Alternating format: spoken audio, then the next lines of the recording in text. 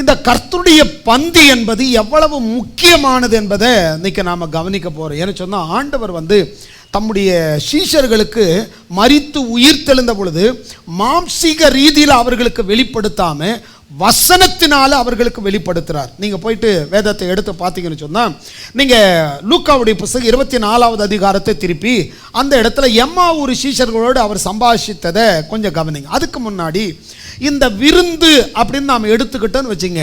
விருந்து இன்னைக்கு எத்தனையோ விருந்துகள் இருக்கிறது. அதில் கர்த்தருடைய வேதம் சொல்லுகிறது திருவிருந்து, கர்த்தருடைய பந்தி, ராபோஜனம். இதனுடைய தெளிவான ஒரு அர்த்தத்தை நாம் புரிஞ்சு கொண்டோன்னு சொன்னால், ஈசாயை போல அநேகர் இருக்கிறார்கள். தாவீதை எப்படி பலி விருந்துக்கு புறக்கணித்தார்களோ அதுபோல அநேகர் அந்த பலி விருந்துக்கு புறக்கணிக்கப்படுகிறார்கள். இதில் எப்படி உள்ள வரணும், இந்த பந்தி எவ்வளவு முக்கியமானது என்பதை குறித்து இன்னைக்கு படிக்க போகிறோம். இஸ்ரவேல் ஜனங்களுக்கு எஸ்தர் காலத்தில் ஒரு விடுதலை வருவதற்கெல்லாம் எப்படியெல்லாம் இந்த பந்தியை முக்கியப்படுத்தினார். இந்த பந்தி அப்படின்னு வரும்போது நமக்கு நிறைய தெரியும். சில பேர் என்ன பண்ணுவாங்க, ஒரு கல்யாண வீடோ அல்லது வேற ஏதாவது ஒரு விசேஷமோ, ஏதாவது அவங்க வீட்டில் ஒரு சிறப்பு நிகழ்ச்சி, வளகாப்பு இல்லை வேற ஏதாவது ஒன்று இருக்குன்னு வச்சுங்க, பிறந்த நாள் கொண்டாட்டம், இது போல் ஏதோ ஒன்று வந்தால் அவர்கள் முக்கியமாக அவங்க ப்ரிப்பேர் ஆகிறது எது? விருந்து. இந்த திருமணம்னு சொன்னப்போ அது கல்யாணத்துக்கு நாள் குறித்த உடனே என்ன பண்ணுறாங்க, கேட்ரிங்க போய் பார்க்குறாங்க. எப்படிப்பட்ட, ஏன்னா அவங்க இந்த கல்யாணத்தில் இந்த சாப்பாட்டை வச்சு தான் என்ன செய்வாங்க, அவங்க இந்த நல்ல கல்யாணமாக இதெல்லாம் நிறைய பேசுவாங்க. எல்லா இடத்துலும் ரொம்ப சிறப்பாக ஒரு விருந்தாளி உங்கள் வீட்டுக்கு வராங்கன்னு வச்சுங்க, உடனே அவர்களுக்கு என்ன செய்ய நினைப்பீங்க, விருந்து. அந்த விருந்தில் அவங்க மகிழும்படி. இதுபோல் ஒரு மனிதர்களே நிறைய விருந்துகளை மனுஷர்களுக்கு வைக்கும் பொழுது பரலோகம் அவருடைய சாயலில், தேவனுடைய சாயலில் படைக்கப்பட்ட மனிதனுக்கு வைக்கப்பட்ட இந்த திருவிருந்தை குறித்து நாம படிக்க போகிறோம். ஏன்னு சொன்னா வசனம் சொல்லுது, லேவியராம் புத்தகம் 17வது அதிகாரம் 11ஆம் வசனம் சொல்லுகிறது, மாம்சத்தில் உள்ள இரத்தத்தில் உயிர் இருக்கிறது. இந்த இரத்தத்தில் என்ன இருக்கிறது? உயிர் இருக்கிறது. அதனாலதான் ஆண்டவர் இரத்தத்தை எடுத்து அவர்களுக்கு கொடுத்தார். இதை பருகும் பொழுது அப்பத்தை எடுத்து கொடுத்தார். இந்த சரீரமும் இந்த இரத்தமும் எதை வெளிப்படுத்துகிறதுன்னு சொன்னா, மாம்சத்தில் அந்த கலந்திருக்கிற அந்த இரத்தத்தில் உயிர் இருக்கிறது. அந்த இரத்தம் மனுஷனுடைய பாவ நிவிர்த்தியை செய்கிறது. அதனால தான் இந்த திருவிருந்து ரொம்ப முக்கியம். தேவனாகிய கர்த்தர் உங்களை ஆசீர்வதிக்கட்டும். நம்ம இந்த பந்தி, இந்த கர்த்தருடைய பந்தி, இதனுடைய நிழலாட்டத்தையும் இதனுடைய நிஜத்தையும் இதனுடைய முக்கியத்துவத்தை குறித்து இன்னைக்கு நாம படிக்கலாம். திருப்பிக் கொள்வோம். வேதத்தில் நாம திருப்பிக் கொண்டு லூக்காவுடைய புத்தகம் 24வது அதிகாரத்தை திருப்பிக் கொள்வோம். இந்த இடத்துல ஆண்டவர் மரித்து உயிர் தெழுந்த உடனே சீஷர்களுக்கு மாம்சீக ரீதியில் அவர்களுக்கு தேவன் வெளிப்படவில்லை. ஏன் அப்படி வெளிப்படலை அப்படிங்கிறத குறித்து இன்னைக்கு கொஞ்சம் படிக்கலாம். லூக்காவுடைய புத்தகம் 24வது அதிகாரத்தை திருப்பி 32வது வசனத்தை வாசிக்கலாம் பாருங்க. 32. அப்பொழுது அவர்கள் ஒருவரை ஒருவர் நோக்கி வழியிலே அவர் நம்மோடு பேசி வேத வாக்கியங்களை நமக்கு விளக்கி காட்டின பொழுது நம்முடைய இருதயம் நமக்குள்ள கொழுந்து விட்டு எரியவில்லையா என்று சொல்லி. இப்ப பாருங்க, இந்த எம்மாவூர் சீஷர்கள் நடந்து வரும் பொழுது அந்த சீஷர்களுக்கு ஆண்டவர் தரிசனமாகிறார். கொஞ்சம் கவனிங்களேன். இந்த எம்மாவூர் சீஷர்களுக்கு கர்த்தர் தரிசனமானவர். இந்த மக்களுடைய நிலை அவருக்கு புரியும். நேரா போய், சீஷர்களே நில்லுங்க, நான் யார் தெரியுதா? நான் தான் உங்களோடு இருந்த இயேசு கிறிஸ்து. எனக்கு தெரியல, இங்க பாருங்க, இங்க பாருங்க, இந்த காலை பாருங்க, இல்லை சட்டையெல்லாம் கலத்திட்டு பார்த்தீங்களா, சாட்டையில் 39 அடி அடிச்சாங்க பாருங்க. சாட்டையை பாருங்க, தலையை பாருங்க, இப்படி கையை பாருங்க, இப்படியெல்லாம் அவர் சொல்லவே கிடையாது. தன்னை அவர் காண்பிக்காம வசனத்தை காட்டுகிறார். இன்னும் கூட மேலே போங்க, நீங்க 20 எதுல இருந்து படிக்கலாம்னா 25ல இருந்து படிங்க. அப்பொழுது அவர் அவர்களை நோக்கி, தீர்க்கதரிசிகள் சொன்ன யாவற்றையும் விசுவாசிக்கிறதற்கு புத்தி இல்லாத மந்த இருதயம் உள்ளவர்களே. புத்தி இல்லாத மந்த இருதயம். தேவனுடைய வாக்குத்தத்தத்தை குறித்து, வாக்கியங்களை குறித்து விளங்கி கொள்ள முடியாத இந்த மந்த இருதயம், தேவனுடைய வார்த்தை எவ்வளவு முக்கியம். சரி, இந்த தீர்க்க தரிசனங்களை குறித்து அவர்களுக்கு சொல்லுகிறார். மேசியான் ஒருவர் வருவார், அவர் பாடுபடுவார், மரித்து உயிர் தெழுவார், இப்படிங்கிற கதையெல்லாம் அவர்களோடு அவர் அந்த வசனத்தை சுட்டி காட்டிட்டே வரார். நீங்க அப்படியே நீங்க 29 படிச்சீங்கன்னா, அவர்கள் அவரை நோக்கி, நீர் எங்களுடைய தங்கியிரும், சாயங்காலம் ஆயிற்று, பொழுது போயிற்று, அவரை வருந்தி கேட்டுக்கொண்டார்கள். அப்பொழுது அவர்களுடைய தங்கும்படி உள்ளே போனார். அவர்களோடு அவர் பந்தி இருக்கையில் அப்பத்தை எடுத்து ஆசீர்வதித்து அதை பிட்டு அவர்களுக்கு கொடுத்தார். அப்பொழுது அவருடைய கண்கள், நல்லா கவனிங்களேன், இப்போ அந்த அப்பத்தை எடுத்து பிட்கும் பொழுதுதான் கண்ணு திறக்கப்படுதே ஒளிய. இவ்வளவு தூரம் பேசிட்டு வந்தது. இன்னும் கொஞ்சம் முன்னாடி போனீங்கன்னு வச்சுங்க, நீங்க அதே 24வது அதிகாரத்தில் 13வது வசனத்திலிருந்து நீங்க படிச்சு பார்த்தீங்கன்னு சொன்னா, அவங்க என்ன பண்ணுவாங்க, எருசலேமுக்கு அந்த வழியா 8 மைல் தூரம்னு சொல்லி சொல்லப்பட்டிருக்கும். அப்படி அந்த வழியில் வரும் பொழுது இவங்க நடந்து போகும் பொழுது இயேசு அவர்களோடு இணைந்து அவர்களோடு சம்பாஷித்து கொண்டு போகிறார். அப்படி போகும்பொழுது அந்த சீஷர்கள் எல்லாம் சோகமா இருக்காங்க. ஏங்க நீங்க சோகமா இருக்கிறீங்க அப்படின்னு கேட்டா அவங்க சொல்றாங்க, நசரேயனாகிய இயேசுங்கிற ஒருவர் இருந்தார், உனக்கு விஷயம் தெரியாதா? அவரை எல்லாரும் சிலுவையில் அறைஞ்சு கொன்னுட்டாங்க, அவர் நன்மை செய்கிறவராய் இருந்தார். இப்படி அவரை பற்றி பேசினாங்க. ஆனால் தம்மோடு இருக்கிறது யார் என்பதை அறியாதிருந்தார்கள். இன்னைக்கு சபைக்கு கூட நிறைய ஜனங்க வராங்க, பைபிளை கையில் வச்சிருக்காங்க, பாடுறாங்க, ஜெபிக்கிறாங்க, அவரை பற்றி சொல்றாங்க. ஆனால் அருகில் இருப்பவர், நம்மோடு இருப்பவர், நமக்குள் இருப்பவர் யார் என்ற அந்த வெளிப்பாடு இல்லாம நிறைய ஜனம் இருக்கிறாங்க. அந்த வெளிப்பாடு இன்னைக்கு வந்திருக்கிற உங்க எல்லாருக்கும் உண்டாகணுங்கிறது தான் தேவனுடைய பெரிய நோக்கம். லேவியராம புத்தகம் 17வது அதிகாரம் 11ஆம் வசனத்துக்கு வரும் பொழுது, மாம்சத்தில் உயிர் ரத்தத்தில் இருக்கிறது, உங்கள் ஆத்துமாக்களுக்காக பாவ நிவிர்த்தி செய்கிறது.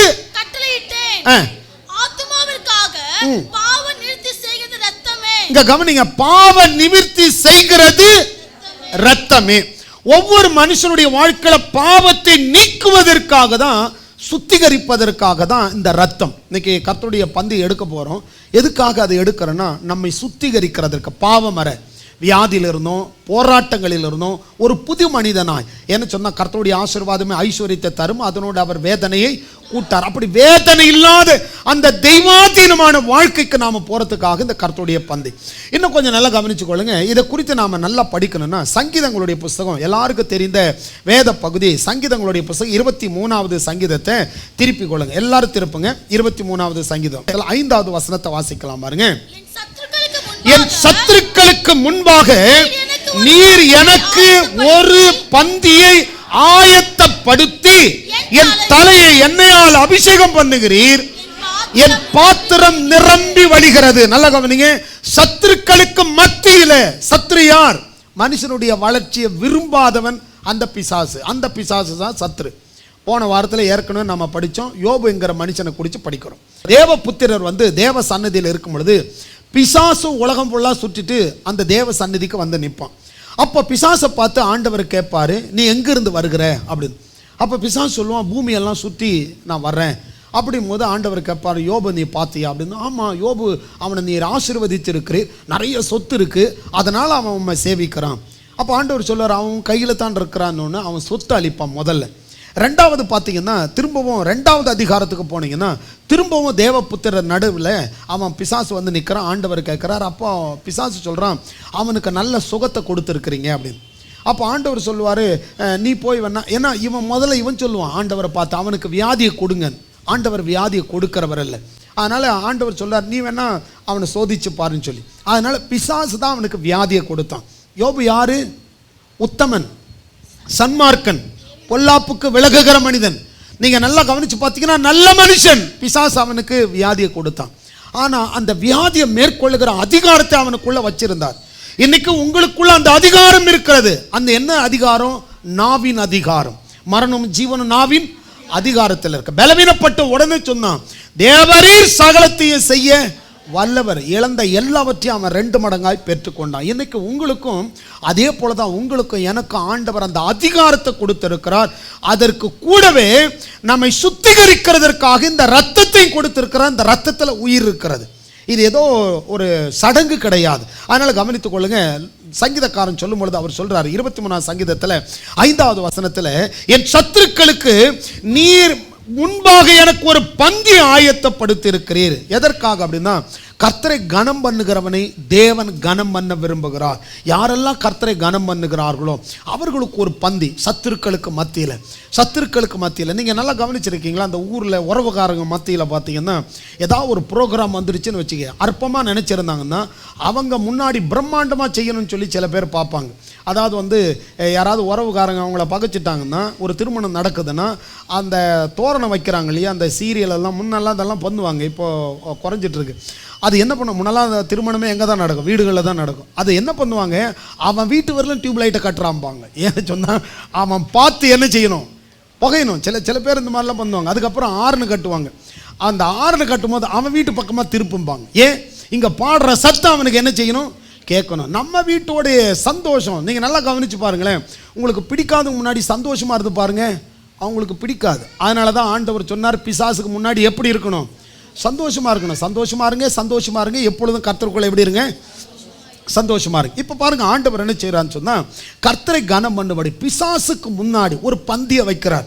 ஆனால் நாம் என்ன நினைக்கிறோம், ஆண்டவரை மேஜையில் கீழே இருக்கிறத நாம் பொறுக்கலாம்னு நினைக்கிறோம். பொறுக்கிறது ரெண்டாவது இருக்கட்டும், முதல்ல மேலே உட்காரத்துக்கு கர்த்தர் சொல்கிற வழியை கொஞ்சம் கவனிங்க.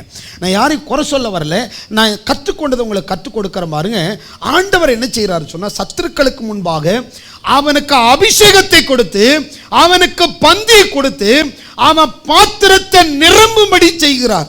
அந்த பாத்திரம் நிரம்பி வழியும். எவ்வளவு காலம் நிரம்பும், என் ஜீவனுள்ள நாளெல்லாம் நன்மையின் கிருபை என்னை தொடரும். நான் கர்த்தருடைய வீட்டில், எல்லாரும் சொல்லுங்களேன், நீடித்த நாட்களாய். நல்ல சத்தம் வரட்டுமே. நீடித்த நாட்களால் எனக்கு ஒரு பந்தி, எனக்கு ஒரு ஆசீர்வாதம். சத்துருக்களுக்கு முன்பாக என் தலை என்ன செய்யப்படுகிறது, எண்ணெயினால் அபிஷேகம் பண்ணப்படுகிறது. இந்த எண்ணெய் எதை குறிக்கிறது, இந்த பந்தி எதை குறிக்கிறது, இதெல்லாம் கொஞ்சம் நல்லா கவனித்து பார்த்தீங்கன்னு சொன்னால், பலி விருந்துன்னு சொல்லி பழைய ஏற்பாட்டில் ஆண்டவர் என்ன செய்கிறான்னு சொன்னால், பழைய ஏற்பாட்டில் சவுலுங்கிற ஒரு ராஜா இருந்ததை நாம் நல்லா கவனிக்கிறோம். நிறைய பாஸ்டர்ஸ் எப்படி இருக்குன்னா, ஈசாய் மாதிரி இருக்கிறாங்க. ஈசாய் மாதிரி இருந்துட்டு தான் பிள்ளை 7 பேர் வாங்க, 7 பேரை உள்ளே கூட்டிகிட்டு வந்தாங்க. 8ஆவதாக ஒரு பையன் இருந்தான், அவனை மறந்துட்டாங்க. 8ஆவது. அதனால் இன்றைக்கி நல்லா கவனிங்க. இந்த 8ஆவது மாதம், இந்த ஆகஸ்ட் மாதம், இந்த 8 அப்படின்னு சொன்னால் ஒரு துவக்கம்னு அர்த்தம். இந்த 8ன்னு சொன்னாலே பைபிளில் பாருங்கள், 8ஆம் நாளில் என்ன செய்யணும், விருத்த சேதனை செய்யப்படணும். 8ன்னு சொன்னால் ஒரு சிலர் பாருங்கள், 8ங்கிற நம்பரே ஆகாது அப்படின்னு சொல்லிட்டு என்ன பண்ணுவாங்க, 8ஆம் நம்பரில் வீடு வாங்க மாட்டாங்க, 8ஆம் நம்பரில் கார் வாங்க மாட்டாங்க. இப்படி நிறைய பேர் 8ஆம் நம்பர் அப்படியே புறக்கணிக்கிற ஒரு கூட்டம் இருக்குது. விட்டுருங்க. நமக்கெல்லாம் கூட பாருங்கள் 7ன்னு தான் ரொம்ப பிடிக்கும் நிறைய பேருக்கு. 7ன்னு சொன்னால் என்னது, பரிபூர்ணம். சரி, இதெல்லாம் ஒரு பக்கம் இருக்கட்டும். சரி, நம்ம வசனத்துக்குள்ளே வந்துடலாம். எல்லாரும் திருப்பவும் 1 சாமுவேலுடைய புத்தகம் 16வது அதிகாரத்தை திருப்பிக் கொள்ளுங்க. இந்த கர்த்தருடைய பந்தி, இந்த பந்தியில் பங்கு பெற்ற என்னெல்லாம் நடக்கும், எவ்வளவு முக்கியமானது இந்த கர்த்தருடைய பந்திங்கிறத குறித்து இன்னைக்கு நாம படிக்கலாம். எல்லாரும் திருப்பிக் கொள்ளும். 1 சாமுவேலுடைய புத்தகம் 16வது அதிகாரம் 1லிருந்து நாம வாசிக்கலாம். பாருங்க. கர்த்தர் சாமுவேலை நோக்கி,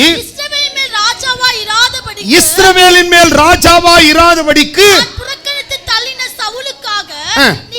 நீ எந்த மட்டும் துக்கித்துக் கொண்டிருப்பாய், நீ உன் கொம்பை தைலத்தால் நிரப்பிக்கொண்டு பெத்லகேமியனாகிய ஈசா இடத்திற்கு உன்னை அனுப்புவேன், அவன் குமாரரில் ஒருவனை நான் ராஜாவாக. இந்த சம்பவத்தை கொஞ்சம் பாருங்களேன், இந்த சம்பவத்தை கொஞ்சம் கவனிங்க. அதாவது இஸ்ரவேல்ல ஒரு ராஜா இருக்கிறார். யாரு? சவுல். இந்த சவுல் எப்படிப்பட்டவர்? வாட்டஞ்சாட்டமான ஆள், நல்ல ஹைட்டாக இருப்பார், நல்ல சிவந்த மேனி, நல்ல அழகான ஒரு மனுஷன். இவனை ஆண்டவர் என்ன செய்தார், இவனை கழுதை தேடி போனவனே சாமுவேல் மூலமாக அவனை அபிஷேகம் பண்ணி ராஜாவாக வச்சாச்சு.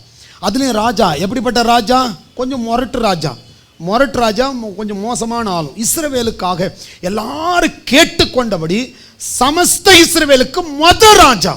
ஆனால் இந்த ராஜாவே ஆண்டவருக்கு விருப்பம் இல்லாதது செய்ததுனால, கர்த்தர் அவரை விட்டு போயிட்டதுனால ஊழியக்காரனை கனம் பண்ணல. அதுதான் அவர் செஞ்ச வேலை. சாமுவேல் வர வரையிலும் காத்து இல்லாமல் இவராக எழும்பி ஆசாரியனுடைய வேலையை செய்தார். இன்றைக்கி நிறைய பேர் அந்த மாதிரி இருப்பாங்க. ஒரு பக்கம் அது இருக்கட்டும்.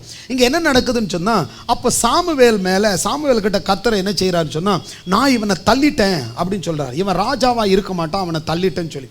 அப்போ போயிட்டு சாமுவேல் மிகவும் அழுது துக்கிக்கிறார். ஆண்டவரே, இந்த ஜனத்துக்கு ஒரு ராஜா இருந்தான், ஆனால் அந்த ராஜாவை தள்ளிட்டீங்களே, இப்போ யார் வந்து இந்த ஜனங்களை வழி நடத்துவாங்க?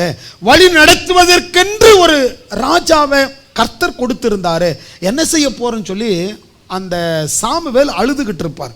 அப்படி அழுது கொண்டிருக்கும் பொழுது தான் கர்த்தர் அவருக்கு தரிசனமாகி, சாமுவேலே நீ எந்த மட்டும் துக்கித்து கொண்டிருப்பாய், நான் வேற ஒருவனை ராஜாவாக்கிட்டேன், நீ ஈசாய் வீட்டுக்கு போ அப்படிங்கிறார்.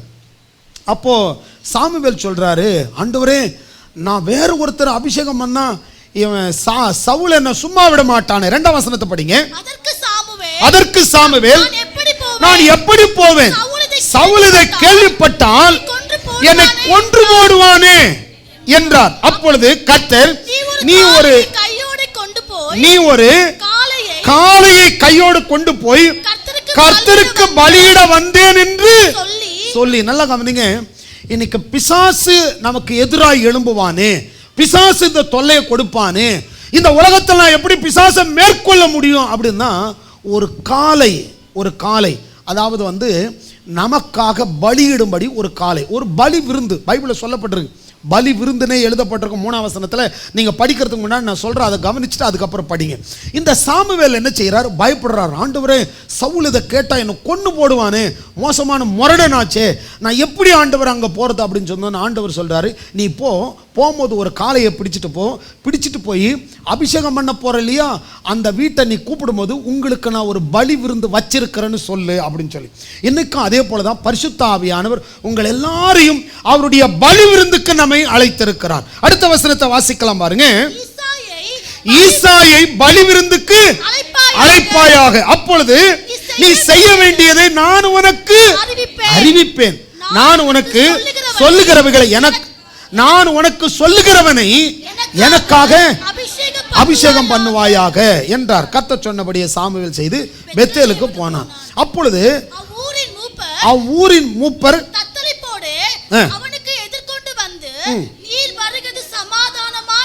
இங்க நல்லா கவனிங்க, அந்த ஊர் ஜனம் என்ன சாமுவேலை பார்த்தா எல்லாரும் பயப்படுவாங்க. ஏன்னு சொன்னா சாமுவேல் தான் முதல் பெயர்சபா மட்டும் ஒரு பெரிய தீர்க்கதரிசி என்று விளங்குகிறவர். அவர் ஒரு காரியமா வராருன்னு சொன்னா ஏதோ ஒரு காரியத்தை அவரோடு கர்த்தர் பேசி இருக்கிறார் என்பது அர்த்தம்.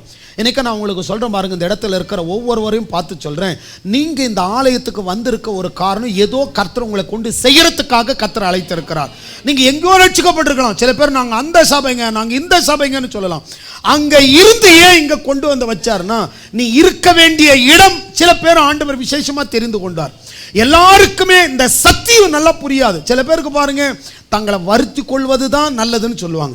சில பேர் பாருங்க, சில பேருக்கு ஒரு சத்தியம் புரியும், நமக்காக கிறிஸ்து தன்னை தானே ஒப்பு கொடுத்ததுனால நம்மை வருத்தி கொள்ள வேண்டாம், அவர் எப்படியெல்லாம் நமக்காக வாதிக்கப்பட்டார் என்பதை புரிந்து கொண்டா நமக்கு ஒரு வாழ்க்கை இருக்குன்னு சொல்லி எல்லாருக்கும் இந்த சத்தியம் புரியாது. அதனால தான் சில பேரை கர்த்தர் என்ன செய்யறாருன்னு சொன்னா விசேஷமாக கர்த்தர் தெரிந்து கொள்ளுகிறார். இன்னைக்கு கவனிங்க, இன்னைக்கு நீங்களும் நானும் கர்த்தரால் ஆசீர்வதிக்கப்பட்டவங்க. அதனால இந்த வசனத்தை கவனிச்சு பார்த்தீங்கன்னா சாமுவேல் வர்றதை பார்த்த உடனே அவங்க எதிர்கொண்டு ஓடி போய் அவங்க கேட்குறாங்க, இவர் வேக வேகமாக ஒரு காளையை பிடிச்சிட்டு வர்றதுனால அவங்க ஓடி கேட்குறாங்க, ஐயா ஏதாவது சுக செய்தியா அப்படின்னு கேட்கும்போது ஆமாம் சுக செய்தி தான் சொல்லிட்டு, அதற்கு அவன் சமாதானம் தான், கர்த்தருக்கு பலியிட வந்தேன், நீங்கள் உங்களை பரிசுத்தம் பண்ணி கொண்டு என்னோடு கூட எல்லாரும் சொல்லுங்க பலி விருந்து. முடிஞ்சா அதை கொஞ்சம் அன்லைன் பண்ணுங்களா, அந்த பலி விருந்து. ஏன்னு சொன்னா அதில் நிறைய இருக்கு. இது விருந்து, எல்லாரும் சொல்லுங்க விருந்து, பலி விருந்து. நல்லா கவனிங்க, ஒவ்வொரு மனுஷன் தான் வீட்டு கல்யாணத்தில் தான் வீட்டு ப்ரோக்ராமில் நல்ல ஒரு சாப்பாடு கொடுக்கணும்னு சொல்லி அவன் விரும்புகிறது போல ஜீவனுள்ள தேவனாகிய கர்த்தர் அவருடைய பிள்ளைகளுக்கு நல்ல ஒரு வாழ்வு கொடுக்கணுங்கிறதுக்காக இந்த ஒரு பலி விருந்தை கர்த்தர் நியமிச்சிருக்கிறார். இந்த பலி விருந்தை நாம புசிச்சா நம்முடைய வாயே மாறிடும். அதுதான் இங்க நடக்கிறது பாருங்க. இங்க நல்ல கவனிங்க, அதனுடைய 5வது வசனத்தில் அதற்கு அவன் சமாதானம் தான், கர்த்தருக்கு பலியிட வந்து நீங்கள் உங்களை பரிசுத்தம் பண்ணி கொண்டு என்னோடு கூட பலி விருந்துக்கு வாருங்கள் என்றான். மேலும் ஈசாயையும் அவன் குமாரரையும் பரிசுத்தம் பண்ணி அவர்களை பலி விருந்துக்கு அழைத்தான். நல்லா கவனிங்க, ஈசாய் வீடு தான் இப்போ இம்பார்ட்டன்ட். ஏன்னா ஆண்டவர் ஈசாயுடைய வீட்டை தான் தெரிந்து கொண்டான். இந்த உலகத்துல நிறைய வீடு இருக்கு, அதுல உங்க வீடும் என் வீடும் ரொம்ப விசேஷமானது. அதனால தான் கர்த்தர் நம்மை தெரிந்து கொண்டார். அதனால கவனிங்க, இப்படி தெரிந்து கொண்ட மனுஷனுக்கு இங்க சொல்லப்படுகிற வார்த்தை என்னன்னு சொன்னா, அந்த பலி விருந்துக்கு ஈசாயுடைய வீட்டுக்கு தான் முக்கியமா வர்றது, ஈசாயுடைய வீட்டுக்கு. அப்போ அவங்க அந்த ஈசாய் கிட்ட சொல்றான், கர்த்தர் உன் வீட்டில் ஒரு பிள்ளையை ஆண்டவர் தெரிந்து கொண்டார், அதனால உன் பிள்ளைகளை நீ கூப்பிடு, அவங்களுக்கு ஒரு பலி விருந்து அப்படின்னு சொன்னான். உடனே ஈசாய் என்ன தெரியுமா பண்ணா, தான் வீட்டில் பலமுள்ளவர்களை கொண்டு வந்து நிறுத்தணும். இன்னைக்கு நிறைய திருச்சபையும் ஈசாய் மாதிரி இருக்கிறாங்க. அவங்க பார்வைக்கு யார் நல்லா தெரியுதோ அவங்களுக்கு பந்தி கொடுப்பாங்க. ஒரு சில ஆறு மேலே அவங்களுக்கு சந்தேகமாக இருந்தால் அவங்கள வெளியே போகணுங்கிறதுக்காகவே ஆயத்தம் இல்லாதவங்க வெளியே போயிடுங்க, தகுதி இல்லாதவங்க பந்தி எடுக்காதீங்க. இந்த கர்த்தருடைய பந்தி இப்போ ஈசாய் கிட்ட சொல்கிறாரு, உன் பிள்ளைகளை வர சொல்லு அப்படின்னு சொல்லி. உடனே ஈசாய் வீட்டுக்கு போன உடனே முதல்ல ஒருத்தன் வரான், வாட்டம் ஜாட்டமாக ஒருத்தன் வரான். நாம் படிக்கலாம் பாருங்க. அடுத்த வசனம் பாருங்க. அங்கே வந்த பொழுது அவன் எலியாபை பார்த்த உடனே கர்த்தரால் அபிஷேகம் பண்ணப்பட்டவன் இவன் தான் என்றான். எலியாபுன்னு ஒருத்தன் வரான், மூத்தவன், நல்லா ஆளு தோரணமாக இருக்கிறான். இவனாக தான் இருக்குன்னு சொல்லி உடனே அவனுக்கு அபிஷேகம் பண்ணுவதற்கு சாமுவேல் அவனை அபிஷேகம் பண்ண எழுந்து வரான். எலியாபை பார்த்த உடனே கர்த்தர் சாமுவேலை நோக்கி, இவனுடைய முகத்தையும் இவனுடைய சரீர வளர்ச்சியும் பார்க்க வேண்டாம், நான் இவனை புறக்கணித்தேன்.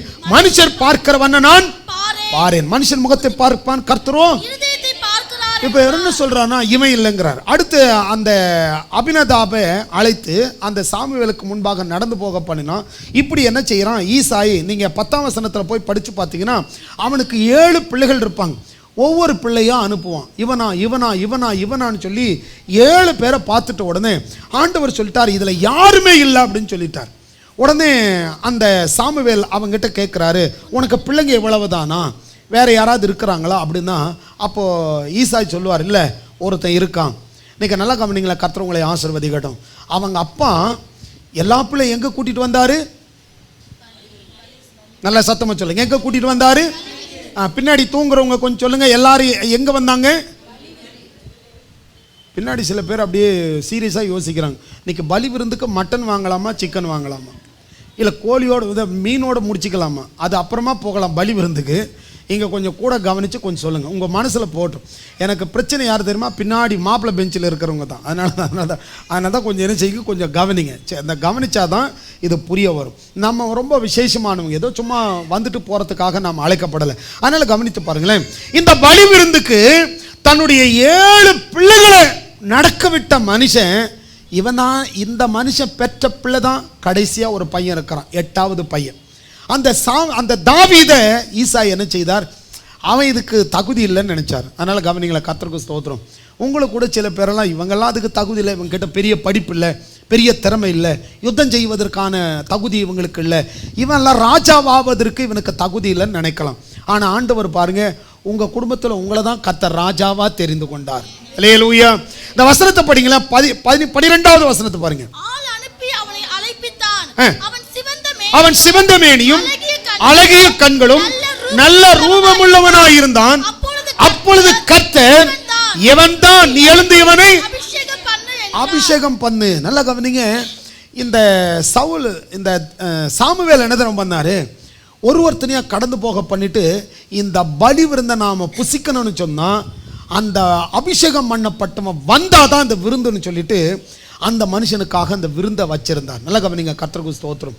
உங்களுக்கும் எனக்கும் கூட ஆண்டவர் அதுபோல் தான் உங்களுடைய வருகைக்கு காத்திருந்து உனக்காக அடிக்கப்பட்டதுன்னு இந்த விருந்தை நமக்கு கொடுத்திருக்கிறார். இதை அப்படியே கவனிச்சுட்டு வந்தீங்கன்னா வசனம் சொல்லுகிறது, அதனுடைய 11வது வசனத்தை பாருங்க. அப்பொழுது சாமுவேல் தைல கொம்பை எடுத்து அவன் சகோதரர் நடுவில் அவனை அபிஷேகம் பண்ணினான். அந்நாள் முதற்கொண்டு கர்த்தருடைய ஆவியானவர் தாவீதின் மேல் வந்து இறங்கினார். சாமுவேல் எழுந்து, இப்ப கவனிங்க, இவனை அபிஷேகம் பண்ணின உடனே அந்த விருந்தை யாருக்கு தான்?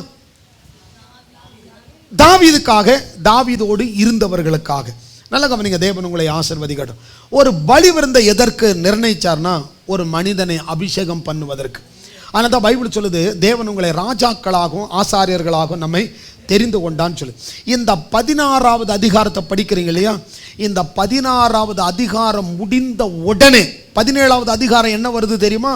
அதுக்கு அப்புறம் தான் இவனுடைய வாழ்க்கையை மாறுகிறது. 17வது அதிகாரத்தை நீங்கள் வந்து பார்த்தீங்கன்னா தாவீது கோலியாத்தை கொல்லுகிறது அதுக்கு அடுத்த அதிகாரத்தில் தான் வரும். இந்த 16வது அதிகாரத்தில் அபிஷேகம் பண்ணப்பட்ட உடனே அவன் வாய் மாறுகிறது, அவனுடைய பேச்சு மாறுகிறது, அவனுடைய செயல் மாறுகிறது. நீங்கள் படித்து பார்த்தீங்கன்னா 1 சாமுவேலுடைய புத்தகம் 17வது அதிகாரத்தில் நீங்கள் போய் படித்து பார்த்தீங்கன்னு சொன்னால் அவன் என்ன செய்கிறான், அவனுடைய வார்த்தையை பாருங்களேன். 1 சாமுவேல் 17:37 படிங்க. பின்னும் தாவீது, என்னை சிங்கத்தின் கைக்கும் கரடியின் கைக்கும் தப்புவித்த கர்த்தர் இந்த பெலிஸ்தருடைய கைக்கு தப்புவிப்பார் என்றான். அப்பொழுது சவுல் தாவீதை பார்த்து, போ, உன்னுடனே கூட கர்த்தர் இருப்பார். நல்ல கவனிங்க. இப்போ அவனுடைய சகோதரர்கள், வாட்டம் சாட்டமா இருக்கிற சகோதரர்கள், ராணுவ வீரர்கள் எல்லாரும் அந்த கோலியாத்தை பார்த்து பயப்படுறாங்க. இந்த பலி விருந்து கொடுக்கப்பட்ட மனுஷன் இருக்கிறான் பாரு. அதனால கவனிங்க, இந்த பலி விருந்து, இந்த திருவிருந்து, இதுல பங்கு பெற எல்லாருடைய வாயும் மாறணும். ஏன்னா உங்க வாழ்க்கை மாற்றுவதற்காக தான் இந்த பலி விருந்து. நீங்கள் சாதாரணமானவர்கள் அல்ல. நல்லா கவனித்துக் கொள்ளுங்க. உங்களை நீங்க தாழ்வா கணக்கு போடாதீங்க. உங்களுக்குள் இருக்கிறவர் பெரியவர். அதனால கவனித்துக் கொள்ளுங்க. இந்த பலி விருந்துக்கு அழைக்கப்பட்டிருந்த அந்த தாவீது தைல கொம்பை எடுத்து அவன் மேல அபிஷேகம் பண்ணினார். இங்க கவனிங்க, இங்க நான் உங்களுக்கு சொல்றேன் பாருங்க. இங்கெல்லாம் யாரெல்லாம் அபிஷேகம் பண்ணப்பட்டிருக்கிறீர்களோ, நீங்கள் பெற்றுக்கொண்ட அபிஷேகம் விசேஷமானது. உங்க வாயை திறந்து நான் வியாதியா இருக்கிறேன், நான் பலவீனமா இருக்கிறேன்னு சொல்லாம, என்னை பலப்படுத்துகிற கிறிஸ்து எனக்குள்ள இருக்கிறான், நான் அந்த உலகத்தை ஜெயிப்பேன், இந்த உலகத்துல வாழ்ந்து கர்த்தருடைய நாமத்தை மகிமைப்படுத்துவேன்னு சொல்லுங்க. அல்லேலூயா. கர்த்தர் உங்களை ஆசீர்வதிக்கட்டும். பாருங்க, தாவீது அதுக்கப்புறம் அவனுடைய வார்த்தையே மாறுகிறது. அவன் சொல்றான், ஒரு முறை என்னை கரடியுடைய கைக்கும் சிங்கத்துடைய கைக்கும் தப்பு வித்தவர், இந்த பெலிஸ்தனுடைய கைக்கு என்னை கர்த்தர் என்ன செய்வார்? தப்புவிப்பார். உடனே அவனுடைய கான்ஃபிடென்ட், அவன் மேல இருக்கிற அந்த அபிஷேகத்தை, அவனுடைய உணர்வுபூர்வமான விசுவாச வார்த்தையை சவுல் பார்த்த உடனே சொல்றார், சரி நீ போ, கர்த்தர் உன்னோட கூட இருப்பார் அப்படின்னு சொல்லி அனுப்பி வைக்கிறார். உடனே அவன் என்ன செய்யறான், வரும் பொழுது ஆற்றில் கூழாங்கல்லை எடுத்துட்டு வரான். 5 கூழாங்கல், ஆற்றில் கூழாங்கல்லை எடுத்தான். எதற்கு அடையாளம் தெரியுமா? அந்த 5 கூழாங்கல், 5 கூழாங்கல்லும் தண்ணீரினால் முழுகப்பட்டவை. அது ஞானஸ்தானத்துக்கு அடையாளம். ஆற்றுல கடந்த தண்ணி அது ஓடி ஓடி அது வற்றி இருக்கும் பொழுது அது அபிஷேகத்தால். இன்னைக்கு நல்லா கவனிங்க கர்த்தருடைய பிள்ளைகளை, நீங்கள் ஒருவேளை வற்றி இருக்கிறத போல இருக்கலாம், இல்லை நீங்கள்லாம் அபிஷேகம் பண்ணப்பட்டவங்க. அதனால் அதில் 5 கல்லை எடுத்தான். ஏன் 5 கல்லை எடுத்தான்னு சொன்னால், அவனுக்கு தெரியும் கோலியாத்துக்கு தம்பி 4 பேர் இருக்கிறான், மொத்தமே இவங்க 5 பேர். இது கோலியாத்துக்கு ஒரு கல், கோலியாத்துடைய தம்பி வந்தால் அவனுக்கு ஒரு கல். இவன் உறுதியாக தான் 5 கல்லையும் எடுத்துட்டு போனான். அவனுக்கு தெரியும் என் குறி தப்பாது. எல்லாரும் சொல்லுங்க, என் குறி தப்பாது. நாம இதுக்கு ஜோமனி பார்ப்போம், அப்படி இல்லை, எல்லா ஜபத்துக்கும் நமக்கு பதில கர்த்தர் கொடுப்பார். இவன் பாருங்க, இந்த கல்லை எடுத்துக்கிட்டு நேராக வரான். யாருக்கு? இந்த கோலியாத்துக்கு எதிர்கொண்டு வரான். கோலியாத்துக்கு எதிர்கொண்டு வந்த உடனே கோலியாத்து பார்க்குறான், எல்லா படையும் அங்கே பதுங்கி கிடக்கு. யாரோ ஒரு சின்ன பையன் நம்மளை எதிர்கொண்டு வரான்னு சொல்லிட்டு பெலிஸ்தன் அவனை பார்த்து, தாவீது அவனிடத்தில் வருவதை பார்த்து, அவன் இளைஞனாக இருக்கிறான், சௌந்தரியம் உள்ளவனாக இருக்கிறான், சிவந்த மேனியாக இருக்கிறான், அதை பார்த்து அவனை அசட்டப் பண்ணுறான். நீங்கள் வாசிக்கலாமா? 1 சாமுவேல் 17 42வது வசனத்தை பாருங்க. பெலிஸ்தர் சுற்றி பார்த்து தாவீதை கண்டு, அவன் இளைஞனும் சௌந்தரியமான சிவந்த மேனி உள்ளவனுமாய் இருந்ததுனால அவனை அசட்டப் பண்ணினான். பெலிஸ்தன் தாவீதை பார்த்து, நீ தடிகளோடு என்னிடத்தில் வருகிறதற்கு நான் என்ன நாயான்னு சொல்லி அவனுடைய தேவர்களை கொண்டு தாவீதை நிந்தித்தான். இப்ப பாருங்க, இத பேச பேச தாவீது பார்க்கிறான், நீயோ உன்னுடைய பலத்தில் வர, நானோ நீ நிந்தித்த தேவனுடைய நாமத்தினால வருகிறேன். நல்ல கவனிங்க, கர்த்தருக்கு ஸ்தோத்திரம். ஆண்டவருடைய பிள்ளைகள் ஒவ்வொருத்தரும் கவனிக்கணும். நீங்கள்லாம் பிசாசுக்கு எதிர்கொண்டு வரும் பொழுது, நீ நிந்தித்த தேவனுடைய நாமத்தினால் வருகிற உன்னுடைய ஆயுதங்களை நான் முறியடிப்பேன், அந்த உணர்வு நமக்கு தேவை. பாருங்க, பின்னும் அந்த பெலிஸ்தன் அவனை பார்த்து சொல்றான், நீங்க பாரு, உன்னை அடிச்சு ஆகாயத்தை பறவைக்கு உன்னை உணவாக்குவேன்னு சொல்லுவான். அதுக்கு தாவீது என்ன திரும்ப சொல்லுவான், பெலிஸ்தனை நோக்கி, நீ பட்டயத்தோடு ஈட்டியோடு என்கிட்ட வந்துட்டு இருக்கிற, ஆனா நானும் நீ நிந்தித்த என்னுடைய தேவனுடைய நாமத்தினால உன்னிடத்துல நான் வரேன். இன்னைக்கு பாரு, உன் பட்டயத்தை வாங்கி உன் தலையை வாங்கி ஒன்னு ஆகாயத்து பறவை. இவனுடைய விசுவாசமே மாறுகிறது. ஏன் தெரியுமா? இவன் பலி பந்திக்கு அழைக்கப்பட்டவன். அதனால கவனித்துக் கொள்ளுங்க, நமக்கெல்லாம் ஒரு உணர்வு தேவை. நமக்கெல்லாம் பலி விருந்து அந்த, அதாவது இன்னொரு காரியத்தை நல்லா கவனித்துக் கொள்ளுங்க. பழைய உடன்படிக்கையில் ஒரு மிருகத்துடைய பலியின் கீழே வந்த அவருக்கே அவ்வளவு விசுவாசம் இருக்குமே, ஆனால் கிறிஸ்து பலியாக்கப்பட்டு கிறிஸ்துவின் ரத்தத்துக்கு கீழே வர நமக்கு எவ்வளவு விசுவாசம் இருக்கணும்? புரியல? நல்லா கையை தட்டி கர்த்தருடைய நாமத்தை மகிமைப்படுத்துவேன். கர்த்தருக்கு ஸ்தோத்திரம்.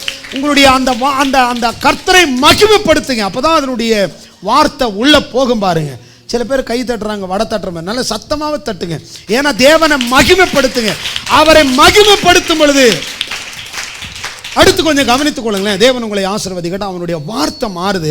அதுக்கப்புறம் என்ன செய்யறான்? நீங்க 50வது வசனத்தை நீங்க படிச்சீங்கன்னு சொன்னா, இவ்விதமாக தாவீது ஒரு கவனினாலும் ஒரு கல்லினாலும் பெலிஸ்தனை மேற்கொண்டு அவனை மடங்கடித்து அவனை கொன்று போட்டான். தாவீதின் கையில் பட்டயம் இல்லாதிருந்தது. இவங்கிட்ட என்ன இருந்தது? தேவனுடைய நாமம் இருந்தது. அவன் என்ன செய்யறான்னு சொன்னா, அவனுக்கு எதிர்கொண்டு ஓடி, இந்த 1 சாமுவேல் புத்தகம் 17வது அதிகாரத்தில் நாம் படிக்கிறோம், சாமுவேல் அபிஷேகம் செய்த பிறகு அவனுக்குள்ள ஆண்டவருடைய வல்லமை வெளிப்படுகிறது. அது வெளிப்பட்ட உடனே அவன் என்ன செய்யறான், கோலியாத்தினுடைய ஆணவத்தை அழிச்சான். இன்னைக்கு நீங்கள் கூட பிசாசுடைய ஆணவத்தை நீங்கள் நல்லா கவனிக்கணும்னு வச்சுங்க. இன்னும் ஒரு காரியத்தை வாசிச்சுட்டு திருப்பி இந்த இடத்துக்கு வரலாம் பாருங்க. மார்க்குடைய புத்தகம் 16வது அதிகாரத்துக்கு வாங்களேன். மார்க்குடைய புத்தகம் 16வது அதிகாரத்துக்கு வாங்க. ஏன்னா நிறைய பேருக்கு இந்த பலி விருந்த குறித்த ஒரு பெரிய வெளிப்பாடு நிறைய பேருக்கு வர்றதில்லை. அதனால தான் மார்க்குடைய புத்தகம் 16வது அதிகாரத்தை எடுத்து 14வது வசனத்தை பாருங்களேன். அதன் பின்பு ஏன்னா ஒருத்தர் செத்துட்டான், யாரு? யூதாசு செத்தாச்சு, மீதி இருக்கிறது 11 பேர். அதான் எழுதப்பட்டிருக்கு. அதன் பின்பு 11 வரும் போஜன பந்தி இருக்கையில் அவர் அவர்களுக்கு தரிசனமாகி உயிர் தெழுந்திருந்த தம்மை கண்டவர்களை அவர் நம்பாமல் போனது நிமித்தம் அவர்களுக்கு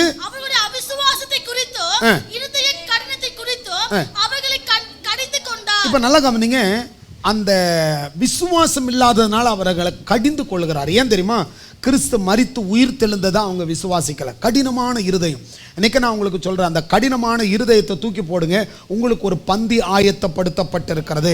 அதை தான் படிக்கிறோம் 14வது வசனத்தில். அதன் பின்பு 11 வரும் போஜன பந்தி இருக்கையில், போஜன பந்தி இங்க இருக்கிற எல்லாருக்கும் சொல்றேன், நீங்களும் இந்த போஜன பந்தி இருக்கும் முன்பு உங்களுக்குள்ள ஒரு விசுவாசம் வேண்டும். கிறிஸ்து எனக்காக சாபமானார், என்னை மீட்டு கொண்டார், என்னுடைய நோய்களை அவர் சுமந்தார், ஆகையினால நான் சுமப்பதில்லை. Praise the Lord. நல்லா நல்லா நல்லா ஆமென் ஆமென் அல்லேலூயா ஸ்தோத்திரம். அப்படி நீங்க எடுத்துக்கிட்டீங்கன்னு சொன்னா, இந்த பலி விருந்து, இந்த பலி விருந்தை குறித்து இன்னும் கொஞ்சம் படிக்கலாம் பாருங்க. 2 சாமுவேலுடைய புத்தகத்தை திருப்பிக் கொள்ளுங்க. இந்த பலி விருந்துக்கு கீழே வந்தா என்னெல்லாம் வருகிறது, எதற்கு இந்த திருவிருந்து, இந்த திருவிருந்துக்கு கீழே இருக்கிற நீங்களும் நானும் எப்படி ஆசீர்வதிக்கப்பட்டவங்க அப்படிங்கிறது தான் நாம் படிக்க போகிறோம். 2 சாமுவேலுடைய புத்தகம் 5வது அதிகாரத்தை திருப்பி வாசிக்கலாம் பாருங்க. 5வது அதிகாரத்தில் 4ஆம் வசனம் பாருங்க. தாவீது ராஜாவாகும் பொழுது 30 வயதா இருந்தான். அவன் 40 வருஷம் ராஜபாரம் பண்ணினான். நல்லா கவனிங்க, அவன் ராஜாவாகும் போது அவனுக்கு என்ன வயசு? 30 வயசு. அந்த 30 வயதுக்கு முன்னாடி அவன் பட்ட பாடுகள் இருக்கு பாருங்க. சில வேத வல்லுநர் சொல்றாங்க 7 வருஷம் சொல்றாங்க, சில பேர் 10 வருஷம் அவனுக்கு பாடுகள் இருந்தது. இந்த சவுல் என்ன செய்யறான், அவனை கொல்றதுக்கு வகை தேடுறான். நீங்க நல்லா கவனிங்க, இந்த தாவீது எப்படிப்பட்டவர் சொன்னா, சவுலால் துரத்தப்பட்டவர். 2வது தன் மகன் அப்சுலோமால துரத்தப்பட்டவர், பல போர்களை சந்தித்தவர், பல துக்கங்களை சந்தித்தவர். அவர்தான் இந்த தாவீது. இந்த தாவீது எப்படி இருந்தார்? ஒரு நாள் அவர் மேய்ப்பனாய் இருந்தார். 2வது அப்புறம் எப்படி இருந்தார் சொன்னா, தேசத்தை விட்டு ஓடி போனவராய் இருந்தார். 3வது குகையில வாழ்ந்தவராய் இருந்தார். இவருடைய வாழ்க்கையிலும் பாடுகள் இருந்தது. இந்த மனுஷனையை உயர்த்தினார் என்று சொன்னால், தேவனுடைய பிள்ளைகளே, உங்களையும் என்னையும் தேவன் உயர்த்துவது அதிக நிச்சயம். அதனால் இந்த வசனத்தை கொஞ்சம் கவனிங்க. இந்த 1 நாளாகும் புத்தகத்துக்கு வந்துருங்க. 1 நாளாகமத்து வந்துட்டு இந்த பலி விருந்தினாலே தாவீதுக்கு கிடைத்த இந்த ஆசீர்வாதங்களை கொஞ்சம் பார்க்கலாம் பாருங்க. திருப்பி கொள்ளுங்களாமே, எல்லாரும் திருப்பி கொள்ளுங்க. 1 நாளாம் புத்தகம் 22வது அதிகாரம் 14வது வசனத்தை பாருங்க. 22ல 14. இதோ நான் என் சிறுமையிலே கர்த்தருடைய ஆலயத்திற்காக 1,00,000 தாலந்து பொன்னையோ 10,00,000 தாலந்து வெள்ளியையோ நிறுத்த முடியாத திரளான இங்க கவனிங்களேன், ஒரு அபிஷேகம் பண்ணப்பட்ட மனுஷன் எப்படி வாழ்வான், இந்த பலி விருந்துக்கு கீழே இருக்கிற மனிதர்கள் எப்படி வாழ்வாங்க. இன்னைக்கு தெய்வீக ஆசீர்வாதத்தை நிறைய பேர் விரும்புறது. என்ன பொறுத்தவரை கர்த்தரை முதல்ல நம்ப ஆரம்பிங்க. தாவீதை கொஞ்சம் ஒரு சின்ன கணக்கு போட்டு பாருங்க. இப்போ நம்ம கவனிக்கலாம் தாவீதுடைய ஆசீர்வாதம் எப்படி இருந்தது. இந்த பலி விருந்துக்கு கீழே இருக்கிற உங்களுக்கும் இப்படிப்பட்ட ஆசீர்வாதம் வரும். நம்பினால் ஆமேன்னு சொல்லுங்களேன். Praise the Lord. நம்ம வாசிக்கலாம் 1 நாளாம் புத்தகம் 22வது அதிகாரம் 14வது வசனத்தை பாருங்க. இதோ நான் என் சிறுமையிலே, எல்லாரும் சொல்லுங்க, நான் என் சிறுமையிலே. சிறுமையா இது கொஞ்சம் கவனித்து பாருங்க. அவர் என்ன சொல்றார்? நான் என்னுடைய சிறுமையில். அவர் என்ன தெரியுமா சொல்றாரு? தேவனுக்கு முன்பாக இது சாதாரணம்னு சொல்றாரு. தேவனுக்கு முன்பாக இந்த ஐஸ்வர்யம், அது எவ்வளவு ஐஸ்வர்யம் இருந்தது தெரியுமா? பைபிள்ல ஒரு கணக்கு போட்டு பாருங்க. பைபிள்ல நீங்க கணக்கு போட்டீங்கன்னா எத்தனை தாலந்து பொன்னு? 1,00,000 தாலந்து பொன். ஒரு தாலந்து என்பது வேத வல்லுநர் என்ன சொல்றாங்கன்னா 34 கிலோவாம். ஒரு தாலந்து என்பது 34 கிலோ. 34 கிலோ ஒரு தாளந்தை நீங்கள் கணக்கு போட்டிங்கன்னா இன்னைக்கு ஒரு கிராம் எவ்வளவு? 14,000 ரூபாய். ஒரு கிராம் தங்கம், ஒரு கிராம் தங்கம் 14,000 ரூபாய்.